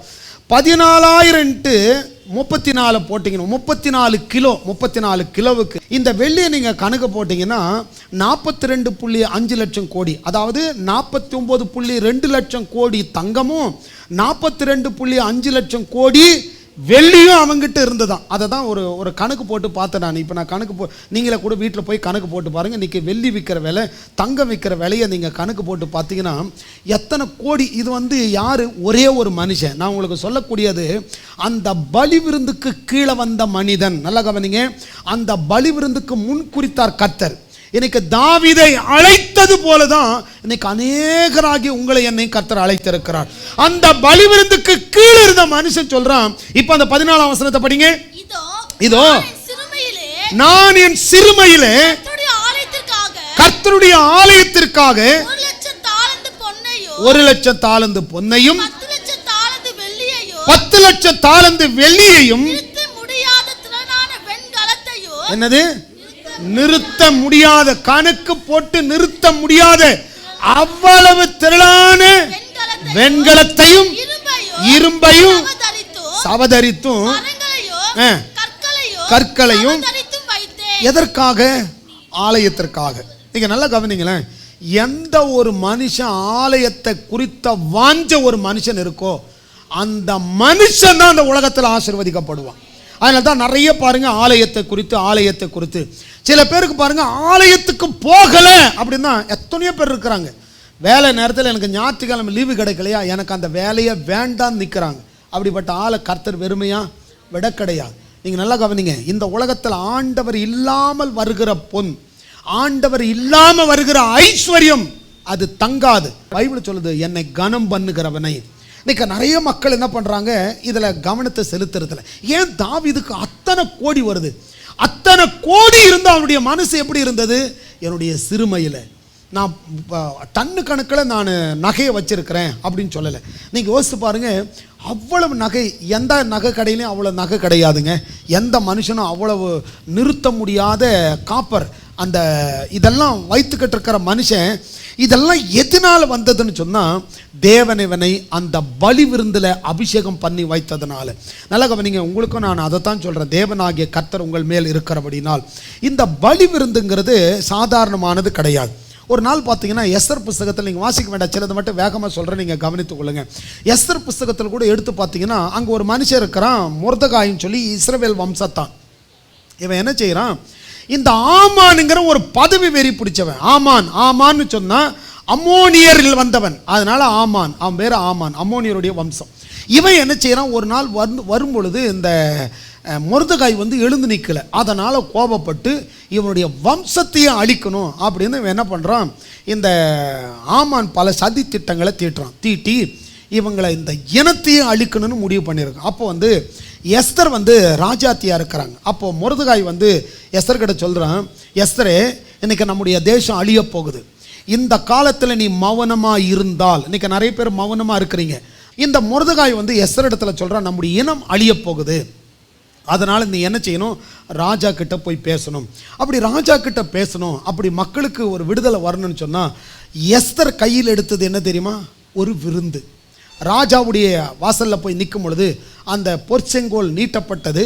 எஸ்தர் உள்ள அனுமதிக்கப்பட்டான். எஸ்தர்கிட்ட கேட்குறாங்க, உனக்கு என்ன வேணும் அப்படின்னோடனே, ராஜாவே, நீரும் அந்த ஆமானே என்ன செய்யணும், விருந்து நான் ஒன்று வைக்கிறேன், அந்த விருந்துக்கு உள்ளே வாங்க. அந்த விருந்துக்கு உள்ளே போன உடனே விருந்து பரிமாறப்படும். நீங்கள் வீட்டில் போயிட்டு எஸ்தருடைய புஸ்தகம் 5வது அதிகாரத்தையும் 7வது அதிகாரத்தையும் வீட்டில் போய் படித்து பாருங்கள். அப்போ என்ன நடக்கும், ஒரு விருந்து ஆயத்தப்படுத்திட்டு அந்த விருந்தில் எஸ்தர்கிட்ட அந்த ராஜா கேட்பான், உனக்கு என்ன வேணும், தேசத்தில் பாதி வேணாலும் நான் உனக்கு தரேன்னு சொல்லும்போது அப்போ எஸ்தர் சொல்லுவா, எனக்கு ஒன்றும் வேண்டாம், என் ஜனங்கள் பாதுகாக்கப்படணும். அப்போ பாருங்கள், அந்த ராஜ மேன்மை இன்றைக்கி இங்கே இருக்கிற உங்களுக்கு அதான் சொல்கிறேன். உங்களுக்கு ஒரு நல்ல வேலை, ஒரு நல்ல ஆசீர்வாதம், நல்ல ஒரு வருமானம் கிடைத்தது எதற்குன்னு சொன்னால் ஆண்டவருக்கு கொடுக்கத்தான். நான் அப்படியே நீங்கள் வைத்து கொண்டீங்கன்னா உங்கள் வாழ்க்கையில் ஆசீர்வாதம் பெருகாது. உதார குணம் இருக்கிற ஆத்துமா தான் செழிக்கும். ஆண்டவர் சொன்னார், எவர்கள் வாரி இறைக்கிறார்களோ அவர்கள் விருத்தி அடைவார்கள். அதிக பிசைத்தனம் பண்ணுகிறவர்கள் வறுமை அடைவார்கள். இன்னைக்கு தாவீதை போல கொடுத்தான். இன்னைக்கு கூட நாம அதான் தேவாலயத்தில் ஒரு மனுஷன் இருந்தான், சூம்பின கை உடைய மனுஷன். அவனுக்கு கையே என்ன செய்யாது, நீளாது. இன்னைக்கு நிறைய பேருக்கு சூம்பின கை, தசமாகம் வராது, காணிக்க வராது, எதுவுமே வராது. கேட்டால் சொல்லுவாங்க எங்களுக்கு ஒன்றுமே இல்லை, ஒன்றுமே இல்லை. இந்த சூம்பின கை உடைய மனுஷனை கூட ஆலயத்தில் தான் ஆண்டவர் என்ன செய்தார், அவனை ஆசீர்வதித்து அவன் கையை நீட்ட சொல்லி அவன் கையை மாற்றி அவனை ஆசீர்வதித்து அனுப்பினார். இவன் ஆசீர்வதிக்கப்படக்கூடாதுன்னு வேத பாரகரும் பரிசேயரும் அதை வேடிக்கை பார்த்தாங்க. நீங்கள் நல்லா கவனித்துக் கொள்ளுங்க, கர்த்தர் உங்களை ஆசீர்வதிக்கட்டும். இந்த கை நீளுகிறவர்கள், இந்த சூம்பின கையா இல்லாமல் ஆலயத்துக்காக நீட்டுகிறவர்கள், தாவீது அப்படி நீட்டினான். தாவீது சொல்றான் இதுவே சிறுமை. அவ்வளவு இருந்த அவனுக்குள்ள என்ன வரல, மேட்டிமை வர கிடையாது. அதான் வசனம் சொல்லுது பாருங்க. இந்த எஸ்தர் கூட பாருங்க, தனக்கு கிடைத்த அந்த ராஜ மேன்மையை, ராஜ வாழ்க்கை வாழணும்னு நினைக்காம இந்த ஜனங்கள் மீட்கப்படுவதற்காக ஒரு பந்தியை அவர்களுக்கு ஆயத்தப்படுத்தினான். இதை நல்லா புரியணும்னு சொன்னால் புதிய ஏற்பாட்டில் மத்தேயு புஸ்தகத்துக்கு வாங்க, 14வது அதிகாரம். இதை திருப்புங்க, மத்தேயு புஸ்தகம் 14வது அதிகாரத்தை திருப்பி கொள்ளுங்களேன். மத்தேயு 14. இந்த இடத்துக்கு வந்தீங்கன்னா மத்தேயு 14ல் ஒரு சம்பவத்தை நாம் படிக்கிறோம். 14வது அதிகாரம் அதனுடைய 19வது வசனத்தை படிங்க. 14ல் 19. அப்பொழுது அவர் ஜனங்களை புல்லின் மேல் பந்திருக்க கட்டளையிட்டு 5 அப்பங்களையும் அந்த 2 மீன்களை எடுத்து வானத்தை அண்ணாந்து பார்த்து அதை ஆசீர்வதித்து அந்த அப்பங்களை பிட்டு, நல்லா கவனிங்க, இந்த அப்பங்களை பிட்டு ஆண்டவர் என்ன செய்கிறார், அந்த அப்பத்தை பிட்கிறார். ஏன் தெரியுமா, இந்த பிட்கப்படுகிறது என்பதில் அற்புதங்கள் இருக்கிறது. இந்த பந்தியில வந்தவர்களுக்கெல்லாம் அற்புதம் நடக்கும் என்பதற்காக தான் இந்த பந்தியில் கர்த்தர் நிர்ணயித்தார். இந்த பந்தி என்பது அநேகருடைய வாழ்க்கையில் பெருக்கம் வரணும். நல்லா கவனிங்க, ஒரு மனிதன் கொடுத்தான், ஒரு மனுஷன், ஒரு சின்ன பையன் 5 அப்பம் 2 மீனை கொடுத்தான். அது என்ன செய்தார், ஆண்டவர் எல்லாரையும் பந்தி இருக்க சொல்லிட்டார். இந்த உலகத்துக்கும் தேவனுக்கு என்ன வித்தியாசம் அப்படி சொன்னா, உலக மனுஷன் பந்தி இருக்கும் பொழுது இவங்க என்ன சொல்றாங்க, ஆண்டவரே இதை வாங்குறதுக்கு 200 பணம் வேணுமே, இதை போய் நாம் வாங்கணும்னா இவ்வளவு பணத்துக்கு எங்கே நாங்கள் போவோம், ரெண்டாவது எந்த இடத்துல இவ்வளோ அப்பம் சுட்டு வச்சிருப்பாங்க, எந்த இடத்துல இவ்வளோ பேருக்கு மீனை கொடுக்க முடியும். இங்கே இருந்தது எவ்வளோ பேர் தெரியுமா, அதனுடைய 21ஆம் வசனம் பாருங்க, ஸ்திரீகளும் பிள்ளைகளும் தவிர. இப்போ இங்கே என்ன சொல்லப்படுகிறது, ஸ்திரீகளும் பிள்ளைகளும் தவிர. அதாவது மனைவியையும் அவங்க பிள்ளைகளை விட்டுட்டு புருஷன்மார மாத்திர கணக்கெடுத்திருக்காங்க, புருஷர்கள் மாத்திரம். அந்த புருஷர்கள் மாத்திரம் எவ்வளவு பேரு, 5000 பேர். அப்ப நீங்க யோசிச்சு பாருங்க, அந்த 5000 பேருக்கு ஒரு மனைவி, ஒவ்வொருத்தருக்கும் 2 குழந்தை இருந்திருந்தா அந்த பந்திக்கு ஆண்டவர் அவர்களை கொண்டு போறார். இந்த பந்திக்கு கீழே வந்த அற்புதங்கள் இந்த சீஷர்களும் பார்த்தார்கள், அந்த ஜனங்களும் அதை பார்த்தார்கள். ஒரே ஒரு மனுஷன் தான் 5 அப்பம் 2 மீனை கொடுத்தான். அதுக்கு கர்த்தர் செய்தது அந்த அப்பத்தை எடுத்தாரு, அதை ஸ்தோத்திரம் பண்ணினாரு, அதை பிட்டாரு. ஒருவேளை யோசித்து பாருங்க, அப்படியே கொடுத்துருக்கலாமே, ஏன் அப்படியே கொடுக்கல அப்படி சொன்னா, கர்த்தருடைய பந்தி என்பது எல்லாருக்காக கிறிஸ்து பிட்கப்படணும், யாருமே போயிடக்கூடாது ஆசீர்வாதம் இல்லாமல். அதற்காக தான் ஒரு மனிதன் மூலம் 20,000 பேர் போஷிக்கப்பட்டது போல ஒரு தேவகுமாரன் மூலம் பல மில்லியன் கணக்கில் இருக்கிற மக்கள் போஷிக்கப்படணுங்கிறதுக்காக தான் பிதாவானவர் அவருக்கு நிழலாட்டமாய் அந்த அப்பத்தை எடுத்து பிட்டு சீஷர்களிடத்தில் கொடுத்தார். நீங்க அடுத்த வசனத்தை பார்த்தீங்கன்னா 20வது வசனம், எல்லாரும் சாப்பிட்டு திருப்தி அடைந்தார்கள், மீதியான துணிக்கைகளை 12. இந்த 12 என்பது பரலோக ராஜாங்கத்தினுடைய நம்பர். 12 சீஷர்கள், 12 கோத்திரம், இது போல நிறைய சொல்லலாம். 12ங்கிறது பரலோக ராஜாங்கத்தை குறிக்கிறது. சரி, அடுத்த வசனத்துக்குள்ள வந்துடலாம் பாருங்க. இதுக்கு நீங்க இன்னும் ஒரு வசனத்தை வாசிக்கலாம் பாருங்க. இந்த வசனம் என்ன சொல்லுதுன்னா, அவர்கள் அற்புதங்களை, நல்லா கவனிங்க, இந்த பந்தியில் வந்தா உங்களுக்கும் பெருக்கம் உண்டாகும் என்பதை, நீங்க பெருகுவீங்க, உங்களுக்கு அற்புதம் நடக்கும் என்பது. இந்த பந்தியினால என்னென்ன நடக்கும், லூக்காவுடைய புஸ்தகத்துக்கு வந்துருங்க, 7வது அதிகாரத்தை திருப்பி 36ஆம் வசனத்தை பாருங்க. திருப்பி சொல்லுங்க, எல்லாரும் நல்ல சத்தமா சொல்லுங்க. பரிசேயரில் ஒருவன். பரிசேயன் யார்? தேவனை அறிந்த மனுஷன், வேதத்தை அறிந்த மனுஷன். பரிசேயனா ஈஸியா புரிஞ்சுக்கலாம், பரியாசக்காரன். நீங்க ஜெபம் பண்ணும்போது ஒரு ஆயக்காரன் ஒரு பரிசேயன் ஜெபம் பண்ண போனாங்க. ஆயக்காரன் என்ன சொன்னா, ஆண்டவரே நான் பாவியான மனுஷன். ஆனால் பரிசேயன் என்ன சொன்னான்?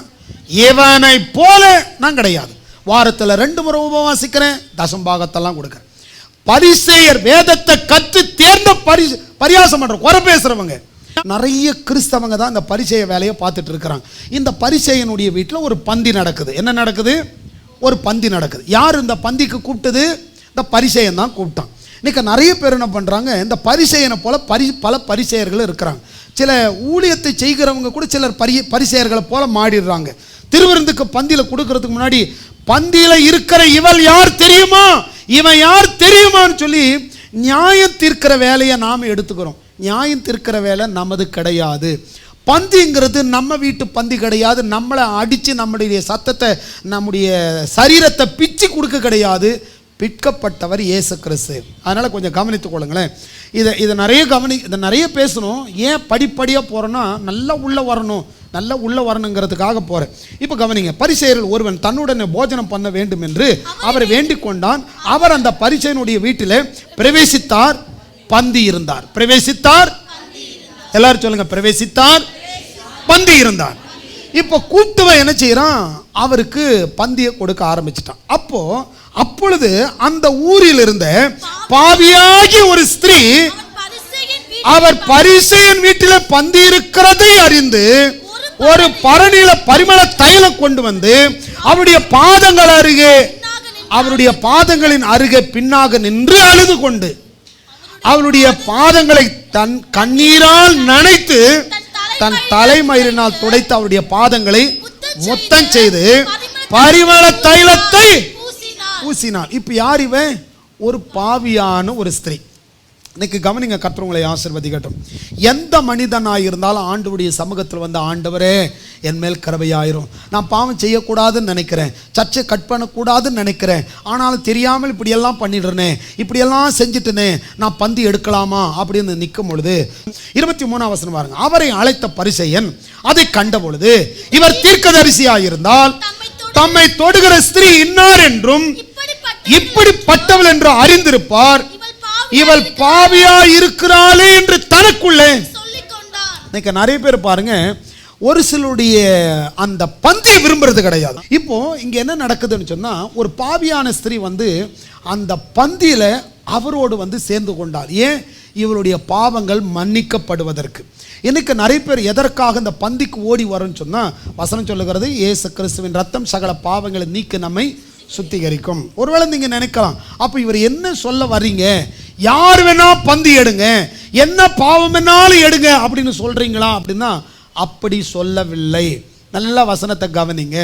இங்க நேரம் வந்த உடனே இவ என்ன செய்தா? ஆண்டவருடைய பாதத்தில் உட்கார்ந்தா, அழுதா, தன்னிடத்தில் இருந்த விலையேற பெற்றதை காணிக்கையா கொடுத்தா. அவ தன்னிடத்தில் உள்ளதையும் கொடுத்தா, தன்னையும் கொடுத்தாள்.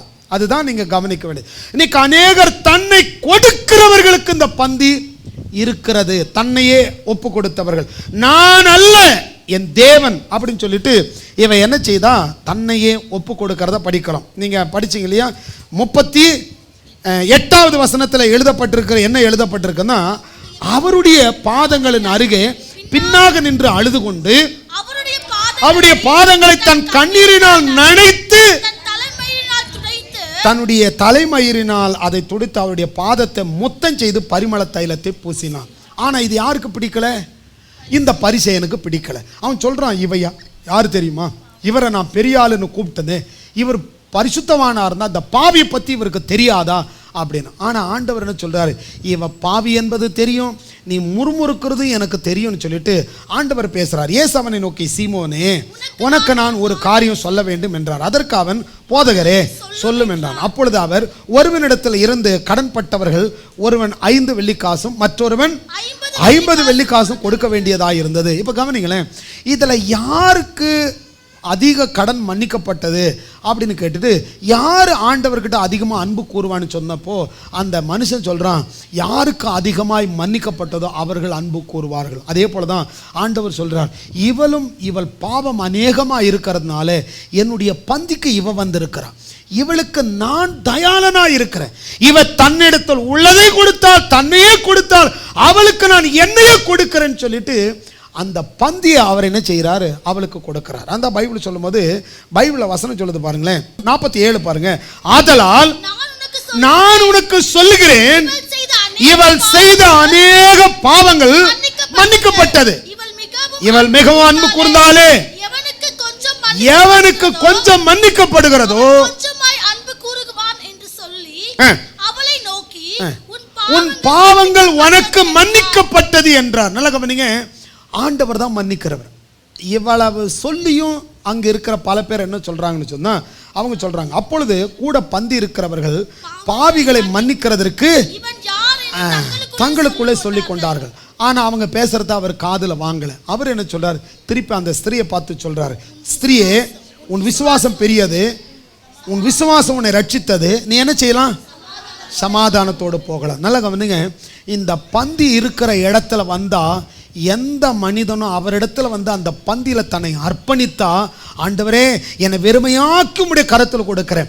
தாவீது சொன்னது போல, என்னை யூசப்பினால் சுத்திகரியும் என்றது போல இந்த இரத்தத்தினால் என்னை சுத்திகரியும், பாவமர சுத்திகரியும், என்னை பரிசுத்தமாக்கும், என் வாய் மாறணும், என் பேச்சு மாறணும், என்னுடைய குணம் மாறணும்னு சொல்லி நீங்கள் அர்ப்பணிப்பீர்களேயானால் அந்த ஆசீர்வாதம் வந்து உங்களுக்கு சேரும். இன்னொரு சம்பவத்தை வாசிட்டு வேக வேகமாக போல, நமக்கு நேரம் ஆயிடுச்சு, அதனால் இல்லை கொஞ்சம் நேரம் இருக்குது, ஒரு 2-3 பகுதியை பார்க்கணும். சரி, ஒரு பகுதியாவது பார்க்கலாம். யோவானுடைய புஸ்தகம் 12வது அதிகாரத்துக்கு வந்துருங்க. யோவானுடைய புஸ்தகம் 12வது அதிகாரம் திருப்பிக்கிட்டீங்களா? யோவான் 12. யோவான் 12வது அதிகாரத்துக்கு வந்தீங்கன்னா 11வது அதிகாரத்தில் என்ன நடந்தது? மரித்து போன லாசருவை ஆண்டவர் உயிரோடு எழுப்பினார். மரித்து போன லாசருவை 3 நாள் கழிச்சு 4வது நாள் வந்து லாசருவை உயிரோடு எழுப்பினார். உயிரோடு எழுப்பினதுக்கு பிறகு அந்த லாசருடைய வீட்டில் ஒரு பந்தி. இப்போ லாசருடைய வீட்டுக்கு ஆண்டவரை அழைக்கிறாங்க. உயிர்த்தெழுதல் நடந்த பிறகு நீங்களும் நானும் பாவத்துக்கு மரித்து நீதிக்கு பிழைத்திருக்கிறவர்களுக்கு, ஞானஸ்தானம் எடுத்தவர்களுக்கு ஒரு பந்தி வைத்திருக்கிறது போல, லாசர் உயிர்த்தெழுந்த பிறகு அவருடைய சகோதரிகள் ஒரு பந்தி வைக்கிறாங்க. அந்த பந்திக்கு இயேசு வருகிறார். இந்த பந்திக்கு மார்த்தாள் அவரை அழைக்கிறார். இப்ப 12வது அதிகாரத்தை எடுத்து முதல் வசனம் பாருங்க. பஸ்கா பண்டிகைகள் வர 6 நாளைக்கு முன்னே இயேசு தாம் மரணத்திலிருந்து எழுப்பின லாசரு இருந்த பெத்தானியாவுக்கு வந்தார். அங்கே அவருக்கு ராவிருந்து, எல்லாரும் சொல்லுங்க ராவிருந்து. நீங்க 2வது வசனம் பாருங்க. அங்கே அவருக்கு ராவிருந்து பண்ணினார்கள். மார்த்தாள் பணிவிடை செய்தால் லாசருவும் அவரோடு கூட பந்தி இருக்கிறவர்களில் ஒருவனாயிருந்தான். அப்பொழுது மரியாள், இப்போ இந்த மரியாள் யார் தெரியுமா? இந்த மரியாள் யாரு? லாசருடைய சகோதரி. மார்த்தாலும் மரியாளும் அந்த குடும்பம் தான். இப்போ நீங்க திருப்பி படிச்சீங்கன்னா 2வது வசனத்துல யார் வராங்க? மார்த்தாள். 3வது வசனத்துல யார் வராங்க? மரியாள். ராவிருந்து மரித்து உயிர்த்தெழுந்த லாசருடைய வீட்டில், அதாவது நம்ம நல்லா கவனிக்கணும், கிறிஸ்து உயிர்த்தெழுந்ததுனால கிறிஸ்துவுக்கு நிழலாட்டமாய் அந்த பாடுகளுக்குள்ள மரித்து உயிர்த்தெழுந்தது போல, தண்ணீரில் அடக்கம் பண்ணப்பட்டு உயிரோடு வந்தது போல, புது படைப்பாய் இருக்கிற ரட்சிக்கப்பட்ட ஞானஸ்தானம் எடுத்த கர்த்தருடைய பிள்ளைகளுக்கு ஒரு பந்திய போல இது ஓமையா சொல்லப்பட்டிருக்கு. கவனிச்சுட்டு வாங்க. அங்கே கர்த்தருக்கு ராவிருந்து பண்ணினார்கள். மார்த்தாள் பணிவிடை செய்து லாசரும் அவர்களோடு கூட பந்தி இருக்கிறவர்கள் ஒருவனாய் இருந்தான். அப்பொழுது மரியாள் விலையேற பெற்ற கலங்கமில்லாத நலதம் என்கிற ஒரு தைலத்தை கொண்டு வந்து அவருடைய பாதங்களை ஊத்தி, அவர் தன் தலைமயிரினால் அவருடைய பாதங்களை துடைத்தால் அந்த வீடு முழுவதும் ஒரே பயங்கரமான வாசனை. நல்லா கவனிங்க, கர்த்தருக்கு ஸ்தோத்திரம். இந்த இடத்துல ஒரு பந்தி நடக்குது.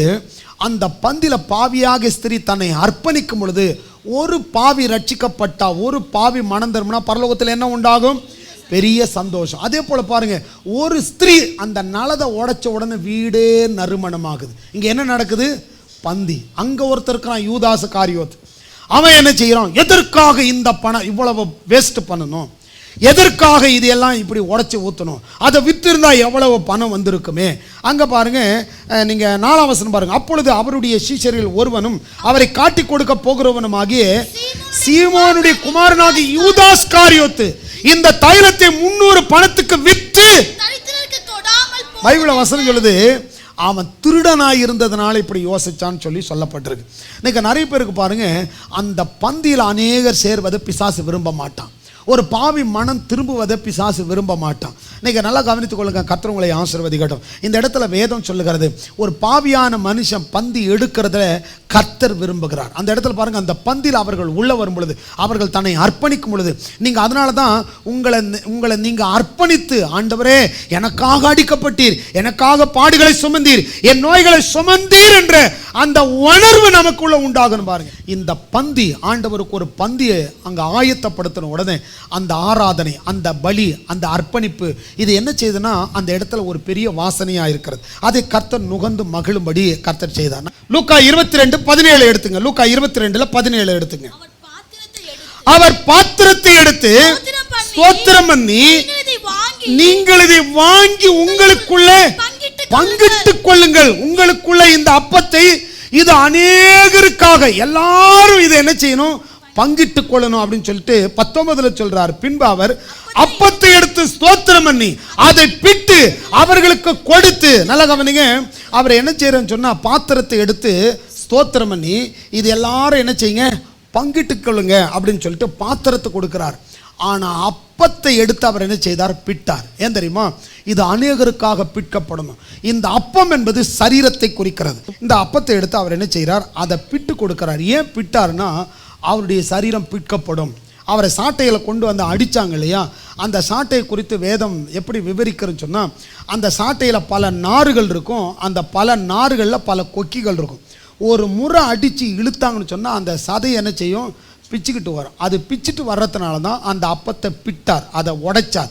அது நொறுக்கப்படும்படி, அது உடைச்சாதான், அது நொறுக்கப்பட்டாதான் அநேகருக்கு இந்த பிசாசு கொண்டு வந்த அந்த உடன்படிக்கை உடையணும். ஏன்னு சொன்னால், மனிதனை அவன் வஞ்சித்து கொண்டு வியாதியை கொடுத்து அவர்களை சோதனைக்குட்படுத்தி இருக்கிற அந்த பிரமாணம், அவனுடைய உடன்படிக்கை, ஆதாமிடத்திலிருந்து ஆசீர்வாதத்தை அவன் எடுத்ததுனால அந்த உடன்படிக்கை உடைக்கப்படணுங்கிறதுக்காக தான் அந்த அப்பத்தை உடைச்சி அவர்கள்கிட்ட ஆண்டவர் கொடுத்தார்.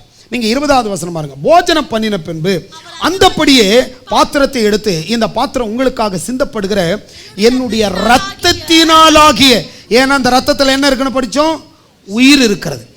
ரத்தம் எதற்காக சிந்தப்படுகிறது, பாவ நிவிர்த்திக்காக சிந்தப்படுகிறது. நான் ஏற்கனவே உங்களுக்கு லேவியராம் புஸ்தகத்திலிருந்து எடுத்து காட்டினேன். லேவியராம் புஸ்தகம் 17வது அதிகாரம் 11வது வசனத்தை நாம வாசிச்சோம். இந்த ரத்தத்தில் உயிர் இருக்கிறதுனால அவர் என்ன செய்தார்னா, அந்த ரத்தத்தை எடுத்து சொல்றார், இது புதிய உடன்படிக்கையா இருக்கிறது, இது என் ரத்தத்தினாலாகிய புதிய உடன்படிக்கை. கடைசியா ஒரு வசனத்தை வாசிங்க. யோவானுடைய புஸ்தகம் 6வது அதிகாரம்.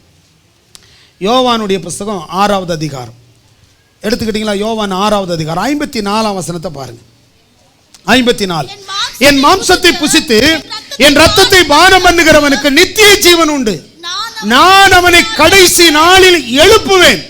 என் மாம்சம் மெய்யான போஜனமாய் இருக்கிறது, என் ரத்தம் மெய்யான பானமாய் இருக்கிறது. என் மாம்சத்தை புசித்து என் ரத்தத்தை பானம் பண்ணுகிறவன் என்னிலே நிலைத்திருக்கிறான், நானும் அவனிலே நிலைத்திருக்கிறேன். ஜீவனுள்ள பிதா என்னை அனுப்பினது போலவும் நான் பிதாவினால் பிழைத்திருக்கிறது போலேயும் என்னை புசிக்கிறவனும் என்னாலே பிழைப்பான். வானத்தில் இருந்து இறங்கின அப்பம் இதுவே. இங்க கவனிங்க, ஆண்டவர் சொன்னாரு, நமக்கு முன்னாடி வைக்கப்பட்டிருக்கிற அந்த அப்பத்தை குறித்தும் அந்த ரத்தத்தை குறித்தும் சொல்லப்படுகிறது. இந்த அப்பம் வானத்திலிருந்து இறங்கி வந்த அப்பம், இது அநேகருக்கு வாழ்வளிக்கக்கூடிய ரத்தம். அதனால எல்லாரும் எழுந்து நிற்கலாம். எழுந்து நின்று நாம ஜெபம் பண்ணுவோம். இந்த அப்பத்தை புசிக்கிறவர்களுக்கு அவர் வரும் நாளில் அவர்களை எழுப்புவாராம். என் மாம்சம் மெய்யான போஜனமாய் இருக்கிறது, என் ரத்தம் மெய்யான பானமாய் இருக்கிறது. என் மாம்சத்தை புசித்து என் ரத்தத்தை பானம் பண்ணுகிறவன் என்னிலே நிலைத்திருக்கிறான், நானும் அவனிலே நிலைத்திருக்கிறேன். அப்புறம் வசனம் சொல்லுது, இது வானத்திலிருந்து இறங்கின அப்பன்னு சொல்லுது. ஜீவனுள்ள பிதா என்னை அனுப்பினது போலவும் நான் பிதாவினால் பிழைத்திருக்கிறது போலவும் இந்த பந்தியில பங்கெடுக்கிற ஒவ்வொருவரும் கிறிஸ்துவுக்காக பிழைத்திருப்பார்கள். எப்படி பிழைப்பாங்க? மலை மேல் ஏற்றப்பட்ட தீபமாய் இருப்பார்கள், உலகத்துக்கு வெளிச்சமாய் இருப்பார்கள், உலகத்துக்கு ஒளியாய் இருப்பார்கள். தேவன் அப்படியே அவர்களை ஆசீர்வதிப்பார். நாம் ஆண்டவரை நோக்கி ஜெபிக்கலாம். கர்த்தாவே, உம்முடைய நாமத்தை நாங்கள் துதிக்கிறோம். கேட்ட வசனத்தை போல இந்த கர்த்தருடைய பந்தியில ஆண்டவரே உம்முடைய கரத்தில் ஒப்பு கொடுக்கிறோம். எப்படி தாவீது ஆண்டவரே அந்த பலி விருந்துக்கு முன் குறிக்கப்பட்டது போல அழைக்கப்பட்டவர்கள் அநேகர், தெரிந்து கொள்ளப்பட்டவர் வெகு சிலர் என்றபடி தாவீதுடைய குடும்பத்தில் 8 பிள்ளைகள் இருந்தும் தாவீதை கர்த்தர் தெரிந்தெடுத்தது போல இந்த உலகத்தில் லட்சோப லட்சம் மக்கள் இருந்தும் தாவீதை போல இந்த பலி விருந்துக்கு எங்களை அழைத்திரே, அதற்காக நாங்கள் உமக்கு நன்றி செலுத்துகிறோம். இந்த பலி விருந்துக்கு பிற்பாடு எப்படி தாவீதுடைய வாழ்க்கை மாறி, தாவீதுடைய வாய் மாறி, தாவீது எப்படி கோலியாத்தை வீழ்த்துவதற்கான வல்லமை பெற்றது போல பந்தியில பங்கு பெறுகிற ஒவ்வொருவரும் சாத்தானுடைய ஆயுதங்களை வீழ்த்தத்தக்கதாக, இயேசுவின் நாமத்தில் பலனடையத்தக்கதாக ஒவ்வொருவருக்கும் கிருபை தாரும் என்று சொல்லி ஜெபிக்கிறோம். ஆண்டவரை எல்லாரும் ஜெபம் பண்ணுமா? எல்லாரும் ஆண்டவரை நோக்கி ஜெபிக்கலாம். கர்த்தாவே உமக்கு நன்றி செலுத்துகிறோம். பிதாவே உம்மை ஸ்தோத்திரிக்கிறோம். குமாரனாகி இயேசுவே உம்மை ஸ்தோத்திரிக்கிறோம். இயேசுவின் நாமத்தில் பிதாவே உம்முடைய பாதபடியில் வருகிறோம். கேட்ட வசனத்தை போல பந்தியில பங்கெடுக்கிற ஒவ்வொருவரும் ஆண்டவரே எப்படி மரியாள் தேவனுடைய சமூகத்தில் தன்னை அர்ப்பணித்தது போல பாவியான ஸ்திரீ அழுது தன்னிடத்தில் உள்ளதையும் கொடுத்து தன்னையே கொடுத்து ஆண்டவரே என்று சொல்லி அவருடைய சமூகத்தில் கதரும் பொழுது, ஸ்திரீயே உன் விசுவாசம் பெரியது என்று அவளை ஆசீர்வதித்த கர்த்தர், தாவீதை ஆசீர்வதித்த கர்த்தர், மரியாளை ஆசீர்வதித்த கர்த்தர், அப்படியாய் பந்தியில யூத குலத்துக்கு ஒரு மீட்பை கொடுத்த கர்த்தர் தாமே இந்த நாளில் வந்திருக்கிற ஒவ்வொருவரும் ஒரு மீட்பையும் ஒவ்வொருடைய வாழ்க்கையில உயிர் மீட்சியும் தாவீதை போல ஐஸ்வர்யமும் கனமும் மகிமை உண்டாக கிருபை தாரும். வேதம் சொல்லுகிறது தாவீது நல்ல முதிர் வயதில் அவன் கல்லறையை சேர்ந்தான் என்று. அதே போல தாவீதை போல நல்ல முதிர் வயதில் ஏசப்பா இவர்கள் எல்லாரும் நல்ல வாழ்க்கை வாழ்ந்து தாவீதுக்கு அருளின நிச்சயமான கிருபைகளை உங்களுக்கு அருளி செய்வேன் என்று சொன்னீரேன். அப்படியாய் தாவீதின் ஆசீர்வாதம் ஒவ்வொருவர் மேல் வந்து பலிக்கட்டும். ஆசீர்வாதம் பெரிய காரியங்களை செய்யும், உங்க நாமத்தை மகிமைப்படுத்தும். இயேசு கிறிஸ்துவின் நாமத்தில் வாழ்த்துகிறோம். கர்த்தர் இவர்கள் நடுவில் பெரிய காரியம் செய்யும். இயேசுவின் நாமத்தில் பிதாவே, ஆமென்.